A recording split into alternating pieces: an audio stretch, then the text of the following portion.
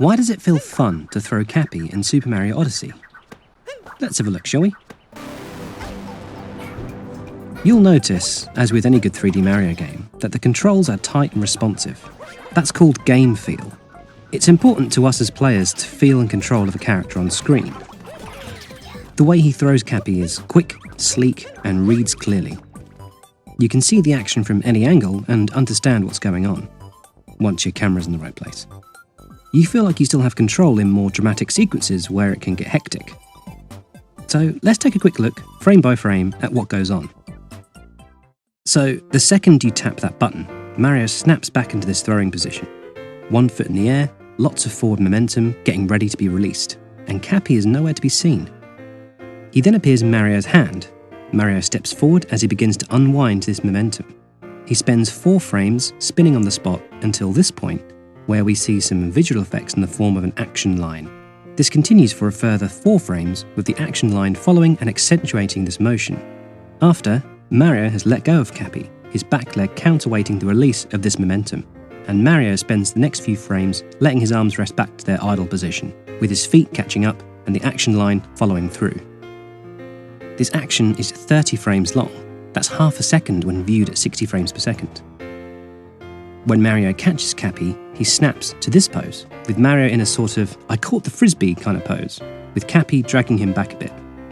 This allows Mario to use that energy to get back to his standing position, and as he does so, he rests Cappy back on his head in one smooth action, tightening the position when at the lowest point of the movement. And Cappy resides back within the cap, and then Mario's nose catches up with all the momentum. I do love those nose physics. This return action is 18 frames long.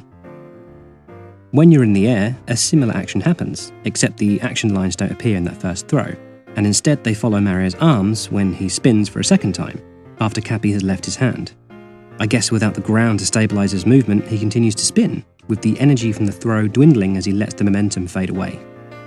And when he catches in the air, the return momentum sends Mario back, still pulling Cappy down to fit on his head. These same actions happen while doing anything else, such as running, except you still have full control, and these follow-up actions happen whilst you're moving. Okay, so what about when it all gets a bit frantic? How soon do you regain control after a cap throw? Well, pretty much as soon as Cappy is in Mario's hands. You can see here, as soon as Mario is in that first frame of catching Cappy, he is able to send him flying again. You'll notice that Cappy's independent movement is instant. As soon as he is in his own first frame, away from Mario's hands, he is knocking the hat off this Koopa. Note the extra frame hold here as the enemy's hat is knocked off for a bit of extra attention. And additionally, if Cappy returns to Mario before he's finished his follow-up movement, then Mario will perform the return movement in whichever frame of action he's in. And furthermore, he's able to throw Cappy before he's finished his return movement. And then there's that real cool transference section. So if we play the sequence of events back in real time,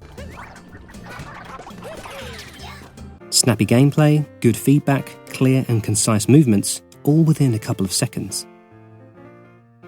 Game feel is really tight. You have such precision over your movement, being able to make decisions within mere frames. Hey, that's 3D Mario. So what else is going on within the throw? Well, if we take a glance at Cappy, once he leaves Mario's hand, there's some yellow action lines that follow Cappy's movement, almost leaving a trail. Once he reaches as far as he's allowed to go, he will spin on the spot for a short while.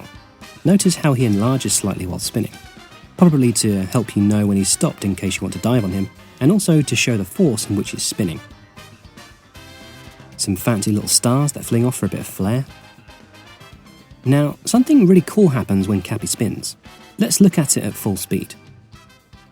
Now, look at his eyes, and it looks like there's what you'd call a classic multiple smear. This is where, in traditional drawn animation, a fast action can be conveyed by crunching down the very fast movement to a single frame, sometimes resulting in multiple images of one thing. But if we slow this movement down frame by frame, we can see that Cappy rotates at a speed that nudges his eyes exactly in line with the next image. So when we go from this frame to this frame, his left eye has moved exactly to the place his right eye was in.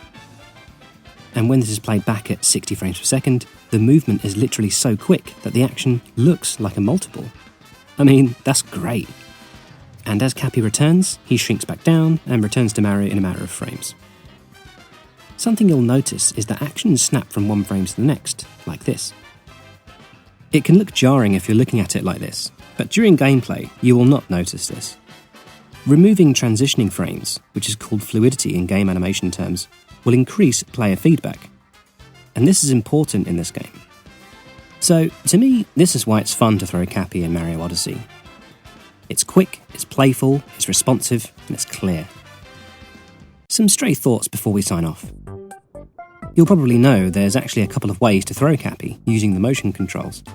You can throw up, and you can throw down, resulting in a sideways Cappy. And you can also throw sideways for a circular action.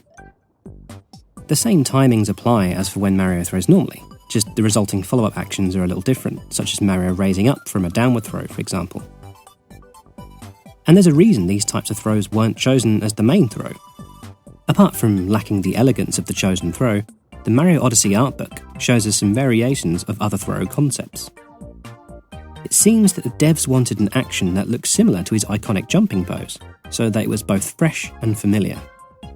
It's fascinating just looking at how much work it took to decide on the final look of the throw. The book even says that the game was built around the animations. So, no pressure then.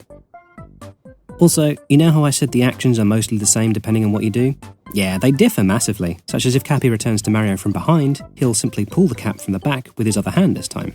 And if you're diving through Cappy, then the cap will simply appear in Mario's head. No animation needed. Just the detail and variation in this game is insane. I mean, it's Nintendo, of course it is. Hey, if you want more videos like this where we study an action frame by frame, head on over to my Patreon where you can suggest ideas. Love you, bye.